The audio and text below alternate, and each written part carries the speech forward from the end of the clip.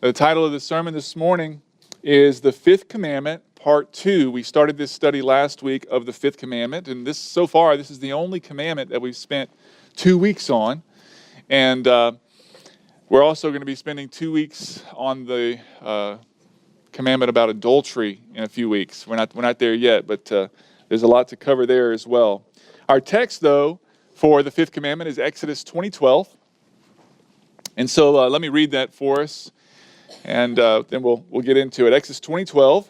It says, "Honor your father and your mother, so that you may have a long life in the land that the Lord your God is giving you." So this is the first, if you remember, of the social commandments. The first of the social commandments. Of the 2 tables in the 10 commandments, the first 4 are about your relationship with God, and then the last 6 are about your relationship with people. They're social commandments. And this is the first of the social commandments because assuming that parents are godly and are teaching their kids to love God and to love their neighbor as their self, and to keep all the other commandments, if a child would simply learn to honor their mother and father, then by default, they're going to end up obeying all of the other commandments. If you learn how to get along with your mom and dad, that's the foundation for learning how to get along with everybody else in life. It's such an important relationship, such an important commandment. So that's why it's the first of the social commandments. Last week, we looked at 10 ways to honor your parents. Let me review those real quick. Just going to run through them, not going to explain them. We said these are the ways you can honor your parents, and there are more than this, but here are 10. Number 1, obey them. That's if you're still living under their roof. Number 2, respect them. Number 3, strive to please them. Number 4, be honest and open with them. Number 5, make them a priority in your life. Number 6, seek their counsel. Number 7, let them enjoy their grandchildren. Number 8, care for them in their old age. Number 9, be a fully devoted follower of Jesus Christ, because the closer you are to God, the better son or daughter you'll be. And then number 10, treat them the way you would want to be treated. Imagine that you're their age and you're in their shoes. How would you want to be treated as a parent? Okay, so today we're going to finish up the study on this 5th commandment by answering 2 questions. Number 1, why should you honor your parents? Why should we honor our parents? What's the motivation? And then the second question we're going to look at is, what can parents do to make it easier for their kids to honor them? What can parents do to be more honorable and more respectable? So, first of all, why should children honor their parents? If you're taking notes, number 1, for your own benefit. Honor your parents for your own benefit. Is my microphone up loud enough for you guys in the back? Yeah? Okay. For your own benefit, Proverbs 1:8-9, it says, "Listen, my son, to your father's instruction, and don't reject your mother's teaching, for they will be a garland of favor on your head and pendants around your neck." In other words, your parents' teaching, your parents' instruction, your parents' counsel and advice will make you more attractive. It'll make you more prosperous. It'll make you more successful. It'll make you happier. It'll benefit you whenever you honor your parents more than anybody else, more than it'll benefit your parents. Your parents are much smarter than you. Your parents have seen more, experienced more. Your parents have read more. They have heard more. They know more. And so you would do well to listen to them. It's for your own benefit. How many of you have seen the movie about Pistol Pete Maravich? It's called The Pistol, about his childhood, the great basketball player, played at LSU. He does all the tricks. Anybody? Kids, why aren't you raising your hands? You've seen this movie. All right, thank you. I need some support up here. It's a movie about one of the greatest basketball players who ever lived, Pistol Pete Maravich. And his dad was a college coach. And so it showed his dad in basketball practice with the team one day, and the dad took a basketball. His team was just not doing well in the practice, not having a good practice. So he said, gather around. He grabbed a basketball. He said, guys, this basketball represents everything there is to know about the game of basketball. And then he drew sort of a big circle with a Sharpie, a black Sharpie.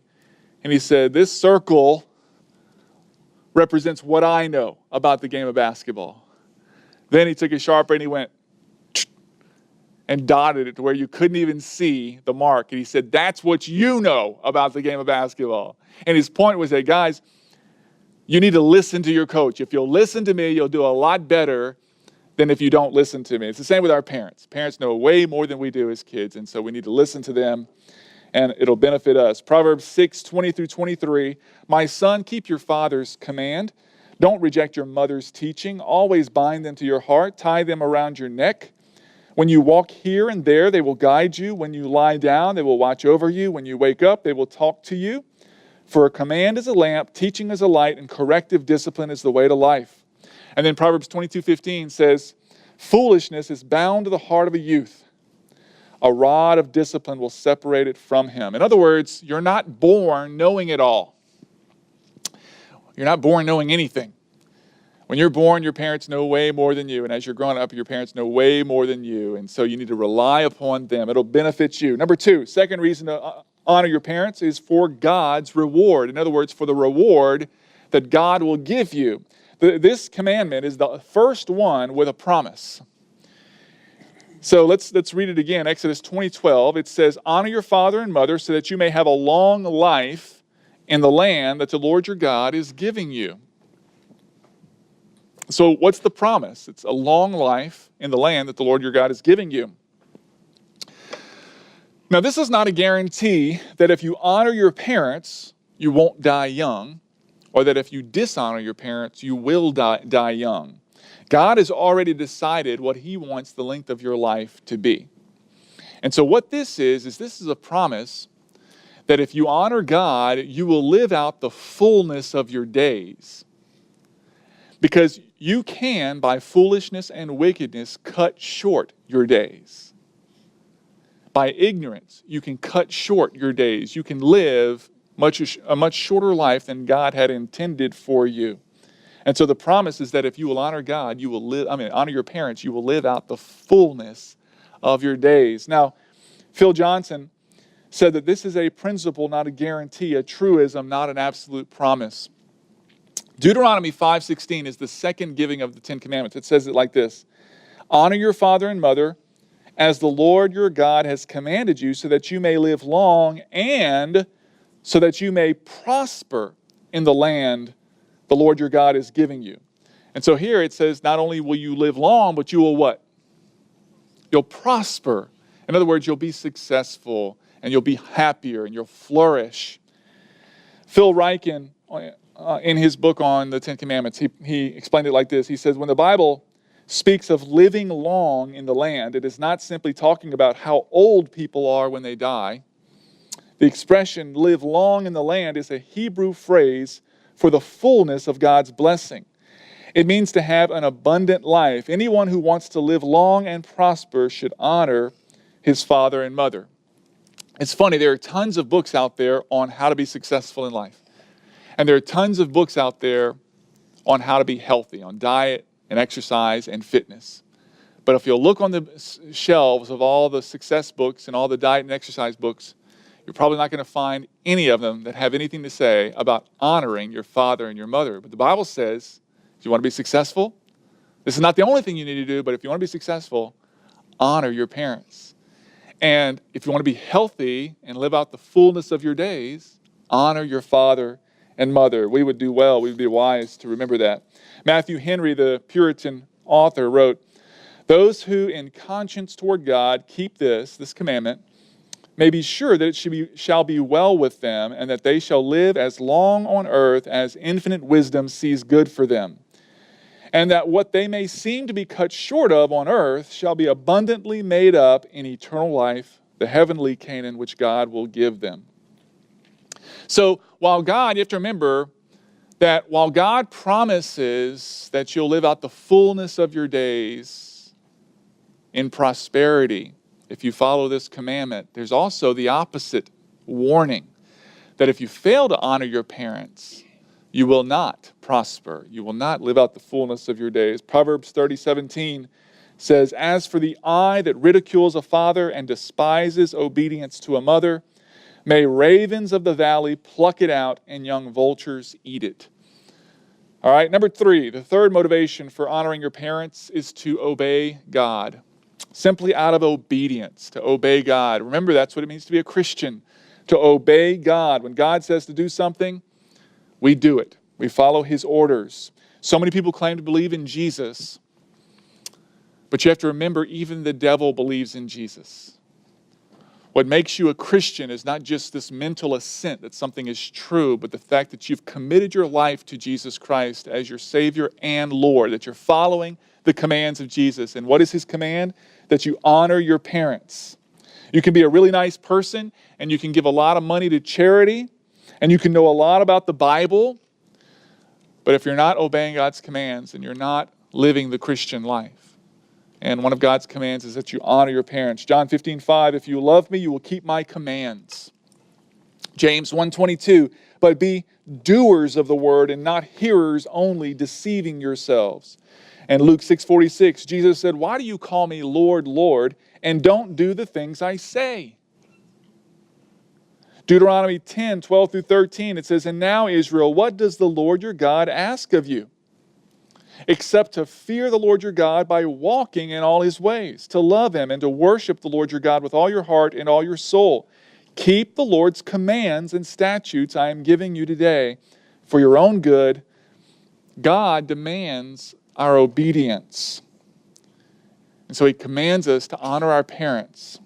Exodus 20:12, honor your father and your mother. Ephesians 6, New Testament, 1-2, it says, children, obey your parents in the Lord because this is right. Honor your father and mother. You cannot be an obedient, fully devoted Christian if you don't honor your parents. Number 4, to please God. Fourth motivation for honoring your parents is to please God. Not only should you honor your parents out of obedience, but to please the Lord, to actually make God happy. If you love God, then you want to do those things that make God happy, and you want to avoid those things that make God unhappy, those things that offend him, those things that God doesn't like. You want to avoid those things. And the Bible tells us very clearly what God likes, what pleases the Lord. Look at Colossians 3:20. Children, obey your parents in everything, for this pleases the Lord. If you want to please the Lord, honor your parents. How important is it to God that you honor your parents? Well, remember, the penalty for dishonoring your parents was the death penalty in the Old Testament. And it's one of the 10 commandments. So it's pretty important that you honor your parents. It's pretty important to God. Honoring your parents is not so much about your parents. It's really about you and about your relationship with God. And I say the same thing. We say the same thing when we talk about wives submitting to your husbands. Depending on who your husband is, and depending on who your parents are, this can be very, very difficult. You know, if you knew who my husband was, you wouldn't be just telling me to submit. If you knew who my parents were, you wouldn't be just telling me to honor them. But it's really not about who your husband is or who your parents are. It's about who you are. Are you a Christian? Do you love God? So regardless of who they are and how they treat you and what they say and don't say, you do it to please the Lord. You do it to obey the Lord. It's about your relationship with God. You can't have a good relationship with God unless you honor your parents. Number 5, a fifth motivation is to prevent the breakdown of society. To prevent the breakdown of society, you have to understand that if you dishonor your parents, in the grand scheme of things, it's not going to really have an effect on society. But if everybody dishonored their parents the way that you're dishonoring your parents, then society will break down. Many of the problems that we're seeing in our society today are because of the breakdown of the home, because of the breakdown of the family. If kids will honor their parents, remember, they will by default honor their neighbor and honor the Lord. If kids won't honor their parents, then they won't honor anyone. If an entire generation of kids is dishonoring their parents, rebelling against their parents, which is what we're seeing today, then society begins to crumble, begins to break down, begins to corrode. J.I. Packer, the theologian, said, the family is the basic social unit. No nation is stable or viral where family life is weak. Alistair Begg, he said, the well-being of a person, of a people, of a nation begins within the home.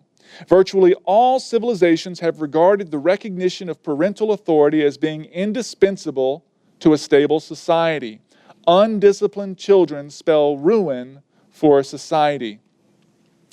St. Augustine, one of the Roman Catholic fathers of the Roman Catholic Church, said, "If anyone fails to honor his parents, is there anyone he will spare?"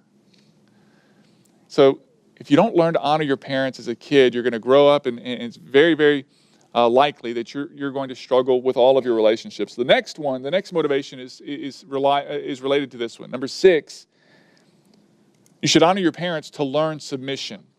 Honor your parents to learn the virtue of submission. Your success in life is correlated to how well you submit to authority. If you want to succeed and be happy, get along with others, rise up the ladder, you've got to learn to submit to authority. All of life is submission. Everybody has to submit to somebody. The Bible calls children to submit to their parents. It calls wives to submit to their husbands, husbands to submit to God, Christians to submit to pastors, citizens to submit to the government, employees to submit to employers. There isn't a person alive who isn't called to submit to somebody. And submission isn't easy because of our sin, selfish nature. We want to be in charge of ourselves. We want to be the captain of our own ship. We want to do our own thing. We don't want anybody imposing their values and their rules and their will on us. It's very, very difficult. It goes against the way we are as sinners to submit. How do you learn submission? Where do you learn submission? It's so important yet so hard. Well, God's plan is that parents would teach their children submission from the earliest of ages whenever it's easiest to learn it. It's the easiest time to learn something. Teach your children submission before they can even talk. And then as your children grow up, it's much easier for them to submit to other forms of authority. Alistair Begg said, "Nobody will ever give honor where honor is due unless kids are taught to honor parents in the home." So this is how breaking the 5th commandment causes the breakdown of society, what we were just talking about. Little girls who don't learn to honor their parents will struggle to submit to their husbands. Little boys who don't learn to honor their parents will struggle to submit to God and love their wives as Christ loved the church. Kids who don't honor their parents won't honor their neighbors, won't honor the government, won't honor their bosses at work. But if you learn to get along with your parents, if you learn to honor your parents, if you learn to submit to that authority, even when you disagree, even when you don't like what they're telling you to do, you'll be much more prepared for life, which is all about submission. You've always got to submit. All the great people in the Bible had to learn submission before they were exalted to a place of greatness or leadership. Jacob was submissive to his wicked uncle Laban. Joseph was submissive to his slave master Potiphar, and then he was submissive to the prison warden when he was a prisoner, and then he was submissive to Pharaoh, the wicked secular Pharaoh. Moses was submissive to Pharaoh. Joshua was submissive to Moses. Samuel, the prophet Samuel, was submissive to Eli. David was submissive to Saul. Elisha was submissive to Elijah. Daniel was submissive to the Babylonian and Persian kings under which he served. Esther was submissive to her uncle Mordecai. Nehemiah was submissive to King Artaxerxes. So one of the most important skills that you can learn, and parents, this is why don't hesitate to make your kids do what you tell them to do. They've got to learn submission. And when they don't, you've got to discipline them. They must learn to submit to authority if they're going to be happy and successful in life. It's one of the most important skills in life, and that's what God's will is. God's plan, his ideal plan is for those kids to learn that in the home under the authority of their parents who love them so much. James 4:10 says, "Humble yourselves before the Lord, and he will exalt you." If you want to be exalted by the Lord, you've got to humble yourself under authority. Number 7. The 7th motivation for honoring your parents is to show gratitude. To show gratitude, to say thank you. Thankfulness is an essential Christian virtue. We're called to give thanks to God, and we're called to give thanks to those who bless us, those people in our lives who bless us in any way. 1 Thessalonians 5:18 says, give thanks in everything, for this is God's will for your life in Christ Jesus. Some people say, what is God's will for my life? I wish I knew what God's will for my life is. Well, we can start here. Give thanks in everything, for this is God's will. And certainly your parents qualify for this. Your parents gave you life. They put a roof over your head, put food in your belly, put clothes on your back, even though they may not have been the most stylish clothes. They may not have gotten you those Z Cavaricis. You kids don't know what those are, do you? Or those skids that you really wanted. Those jabot. Do kids still wear jabot, Mara? She doesn't even know what that is. I had to have jabots. Your parents protected you from harm. They changed your diaper. They took you many times. They took you to the doctor and the dentist and brought you to church and taught you right from wrong, even if imperfectly. Nobody's parents were perfect, but most of us would have to admit that our parents did a lot for us. And so out of gratitude, we should honor them. It's only right, it's only just that we honor them by making them a priority in our lives, by obeying them, by including them in your life. All right, number 8. Eighth motivation for honoring your parents. This one is important. To teach your kids to honor you. Honor your parents. This is really for adult children like me. I'm an adult child. This is about you showing your kids how to honor you when you age, as you get older. If I want my kids to honor me, to take care of me when I get older, to include me in their lives, to stay in touch, to visit often, those are things that I need to do to my parents, with my parents, while my kids are living with me and while my kids are watching.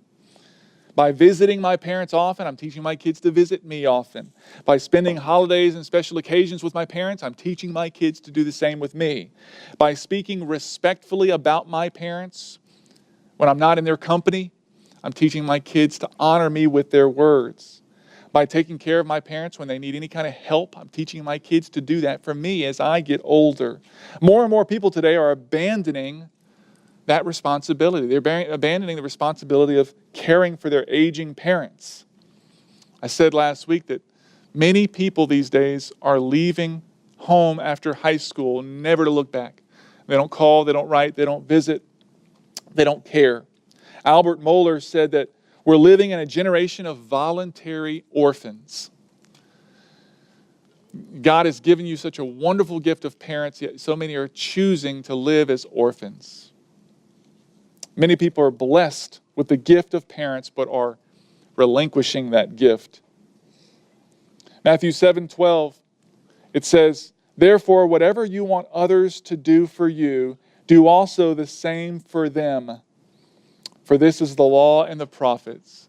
This is called the golden rule, and there's a hidden principle in this verse that a lot of people overlook.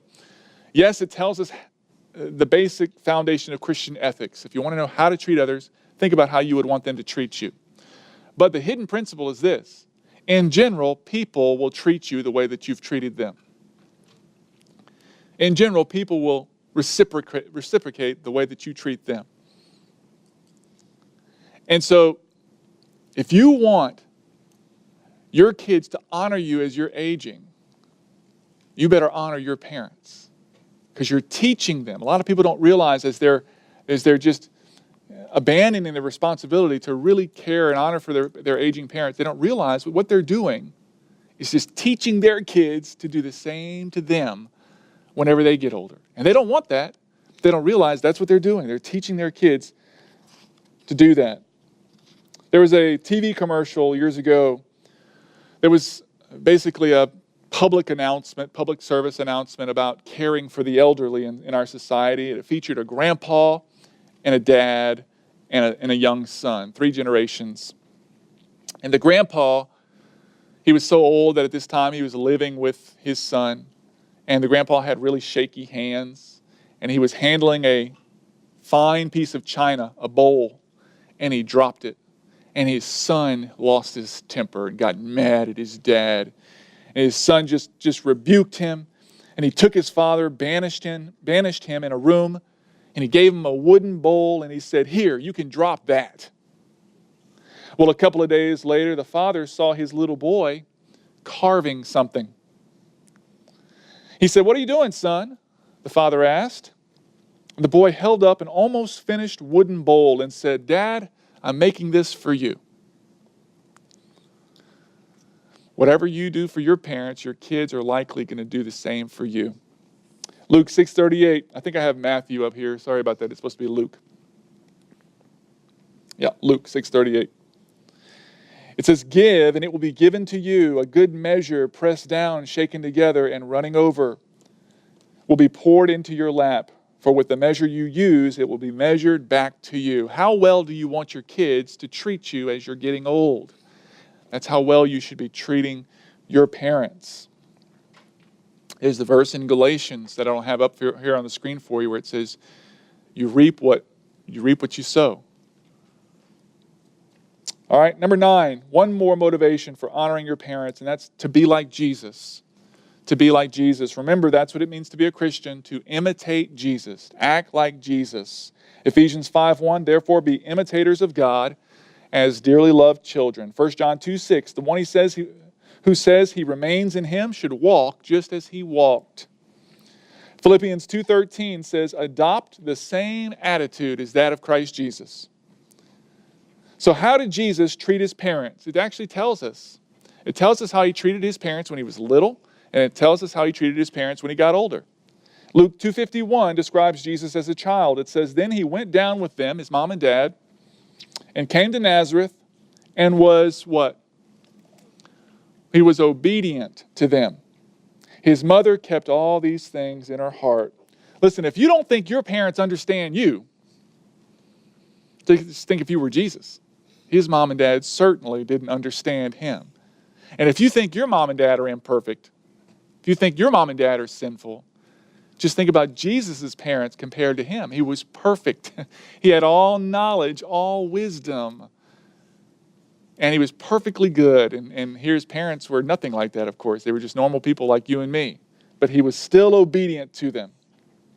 And then later on at the end of Jesus' life, when he was hanging on the cross, we still find him honoring his parents. John chapter 19, verses 26 through 27.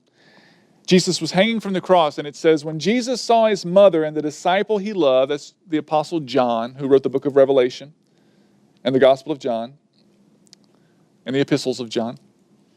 "When he saw his mother and the disciple he loved standing there, he said to his mother, 'Woman,'"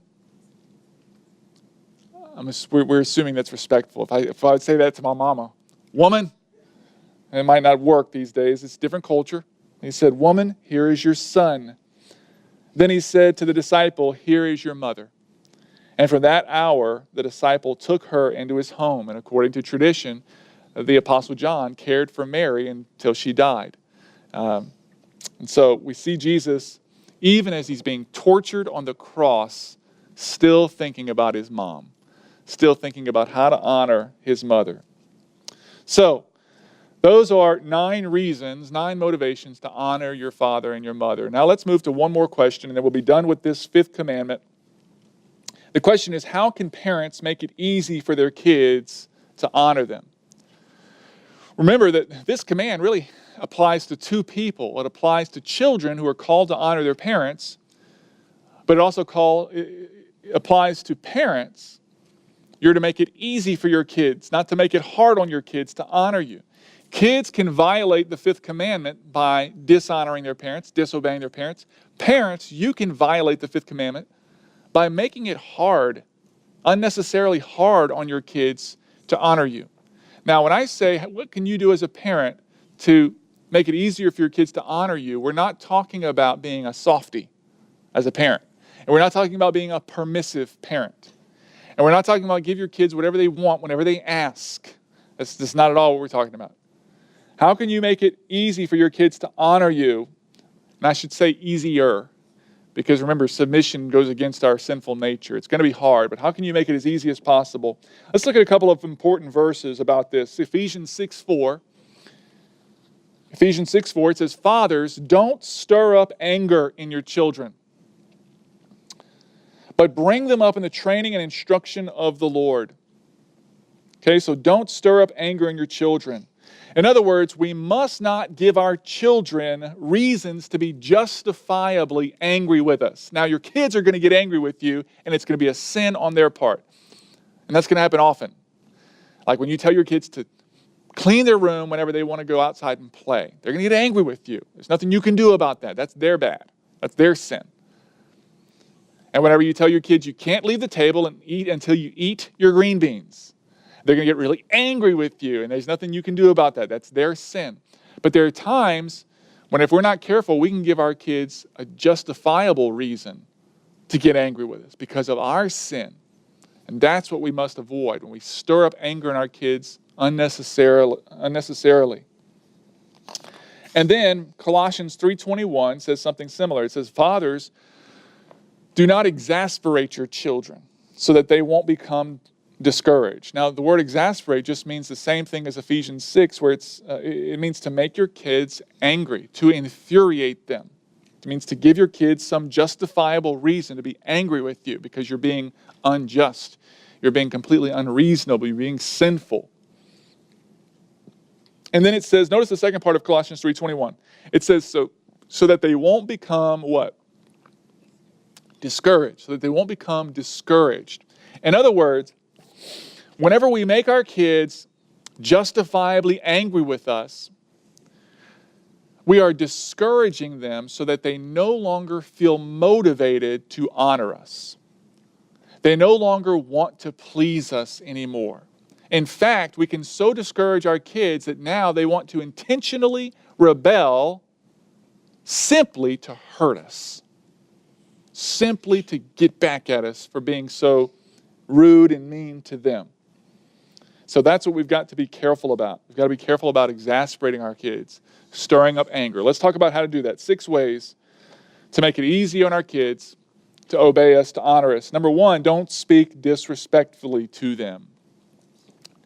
Don't speak disrespectfully to your kids. Now, this is difficult because you know as an adult that you're not supposed to speak disrespectfully to anyone, ever, as a Christian, ever. But it's so tempting to do it with your kids because you can get away with it. But really, what Ephesians and Colossians and the Apostle Paul is telling us is that you can't get away with it. You think you're getting away with it, but you're not. You're only driving your kids to get angry with you, and justifiably so. Do not lose your temper and speak disrespectfully to them. Now listen, it's your job to rebuke your kids, to correct them, to fuss at them. As I said, it's your job to tell them, stop acting like that. Don't do that. That's a bad choice. That's inappropriate. Don't say that. Don't touch that. Slow down. Sit down. All right, it's your job to rebuke your kids. That's what you're supposed to do. But you have to do it in the right way. Proverbs 15:5 says, "A fool despises his father's discipline, but a person who accepts correction is sensible." Right here, it equates discipline with correction. That's your job. You got to correct your kids, but you have to do it respectfully, without insulting them, without demeaning them, and without degrading them. Never speak harshly to your kids by raising your voice or yelling at them. Now, you need to raise your voice at times, but I'm talking about yelling and screaming at them. Don't insult them by calling them degrading names like stupid, idiot, dummy. Don't say mean things to your kids like, "I wish I would have never had kids in the first place." Or, "Man, I just wish I could run away and never come back to you kids." Sometimes parents say things like that, and they don't really mean it, but it really hurts. It really hurts the kids. Thomas Watson, the Puritan writer, said, "In all your counsels and commands, let them read love." So in everything that you say and do to your kids, let them read love, even in your discipline, even in your correction. Number 2, Be sure the punishment fits the crime. Be sure the punishment fits the crime. It's your job to rebuke and correct your kids. It's also your job to discipline them. Spank them. Corporal punishment is biblical. It's necessary. Proverbs 13:24, the one who will not use the rod hates his son, but the one who loves him disciplines him diligently. Proverbs 23:13-14, don't withhold discipline from a youth. If you punish him with a rod, he won't die. Depends on how big the rod is, huh, kids? Punish him with a rod, and you will rescue his life from Sheol, from death. So your job is to discipline your kids. That means verbal correction, and if necessary, spanking. But be sure the punishment fits the crime. Don't be overly harsh. Don't be physically abusive with your kids. Don't spank out of anger. There's a big difference between physical abuse and spanking. Make sure that you understand that difference. And whenever you punish them too harshly, they begin to resent you. So be careful. Number 3, give your children what they need. Give them what they need. Provide for them. This is your job as a parent, to provide for your kids. 2 Corinthians 12:14, it says, children don't provide for their parents, rather, parents provide for their children. Ephesians 5:29 says, for no one ever hates his own flesh, but provides and cares for it, just as Christ does the church. Your children are your own flesh and blood. You're to provide for them. 1 Timothy 5:8, but if anyone does not provide for his own family, especially for his own household, he has denied the faith and is worse than an unbeliever. So as a parent, you're called to give your children whatever they need to flourish in life and to be healthy. And when you don't, they will resent you. Now, this doesn't mean giving your children everything they want. Parents tend to make 2 mistakes whenever it comes to meeting your child's needs. Some parents don't give their children what they do need. But some parents give their children too much. They spoil their kids. And they give their kids things that aren't good for them. It's not your children's job to give your children everything that they want. That would make you a bad parent. You have to give your children everything that they need and realize that your children do not know what they need. That's why God gives children parents. Your children don't know what they need. They want a smartphone. They don't need one. Or I should say they need not to have one. Some of you kids are not going to like me. They want to watch TV. They need to go outside and play. They want to eat junk food. They need to eat healthy food. Children should not be given everything they want. They should not be able to decide what they want. This is not a democracy in your home. You're the boss. You're wiser. You're smarter. Your children don't have the willpower to choose what is right, even if they did know what was right, but they don't. They need you. All right? Number 4. Avoid favoritism. Avoid favoritism. We have to really follow the example or the warning that we learned from Jacob, who had 12 sons, and he favored his son Joseph. And what this caused, it's interesting, is not just were his sons upset with him as the father, but they really took out their resentment on the very son that he favored, on Joseph. They were so angry that Jacob was favoring Joseph that they decided to kill him. Good thing they changed their mind and sold him into slavery. And so we have to be careful that we don't succumb to favoritism. You know, Lydia's mom was so good at this, Miss Rita. She was so good at this. She was too good at this. Whenever we got married, Miss Rita started treating me like one of her kids. And I didn't expect that. I mean, I'm a son-in-law. I understand, it's kind of like a kid, but I'm not really one of her kids.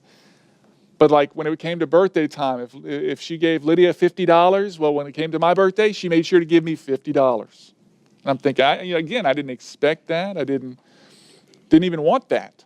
I felt like she should favor Lydia over me. That's her daughter. Same thing with Christmas. She just was so careful not to play favorites, and that was wise of her.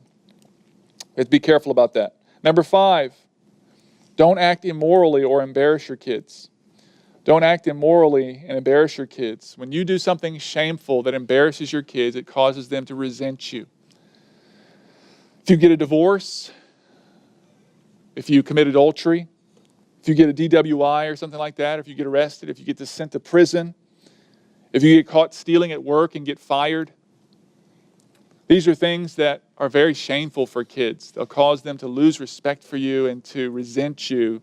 They believe that their parents should be above that kind of behavior, and they're right. Along those lines, you have to be careful about being a hypocrite. Hypocrisy in the home really causes your kids to resent you. You have to practice what you preach. You have to walk your talk as a parent, or your kids will resent you.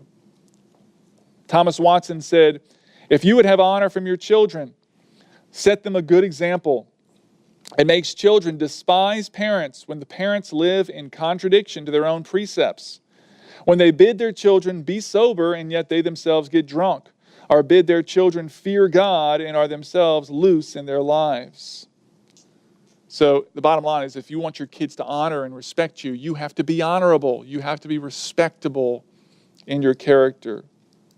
And then number 6, one more, is teach them to honor you. To make it as easy as possible on your kids to honor you, you need to teach them to honor you. Your kids don't naturally know to do this. They don't understand this. You have to teach your kids. Have you ever actually taught your kids the 5th commandment? Have you ever sat them down and read Exodus 20:12 to them and said, hey kids, God says you need to honor me. And if you do, God will give you a long, prosperous life. And here's how you honor your parents. Teach your kids to do that. That's so important. Teach your kids to be obedient to God by honoring their parents. And then whenever your kids fail to honor you, you got to discipline them. Discipline them whenever they're slow to obey, whenever they obey with a bad attitude, whenever they raise their voice at you. Discipline them. If you don't teach your kids to honor you, and if you don't demand that they honor you whenever they're in the home, then they are going to dishonor you as they grow up, and it'll be partly your fault. When I was in the 4th grade at church, First Baptist Lafayette, my mom was talking with a group of her friends. They were standing up and talking, and I went up to my mama and interrupted her in front of all those ladies, and I was really rude in the way I was talking to her. I don't remember what I was saying, but my mama turned to me and she did something she'd never done before, and she never did again. But she turned to me and she went, pop! She slapped me right in the face. I mean, she gave me a good pop, good slap. And I got real quiet suddenly. So I was embarrassed, super embarrassed, and started to get tears in my eyes. And I quickly walked away. I left my mama alone. Now, my mama would never tell you to do that to your kids. Never slap your kids in the face. She would never advise that. But I got the point. And I didn't resent my mama for doing that. I knew I deserved that. She sent a message to me loud and clear that I was to honor her. And I'd forgotten in that moment that I'm supposed to honor my mom. I'm supposed to respect her. I'm supposed to treat her differently than one of my brothers. She's my mom. Teach your kids to honor you. Kids, I'm not telling your parents to slap you today, but I am telling them to teach you to honor them. Last week I ended with some questions of reflection for kids, for us as children, about honoring our parents. Today I want to end with some questions for parents. These are just rhetorical questions for reflection. 6 questions. Number 1, are you living in a way that is worthy of honor? Number 2, are you practicing what you preach? Number 3, are you adequately meeting your kids' needs, their physical, emotional, and spiritual needs? Are you meeting their needs? Number 4, are you spoiling your kids? You know why they call it spoiling, right? When something spoils, it stinks. Some parents laugh it off and say, they're only in the home for a little while, gonna spoil them. No. If you spoil them, nobody will like them for the rest of their life, all right? One of your jobs as a parent is make your kid likable. Don't spoil them. And then number 5, are you teaching them to honor you? Are you teaching them? And number 6, are you verbally or physically abusing your kids? If so, stop it. All right?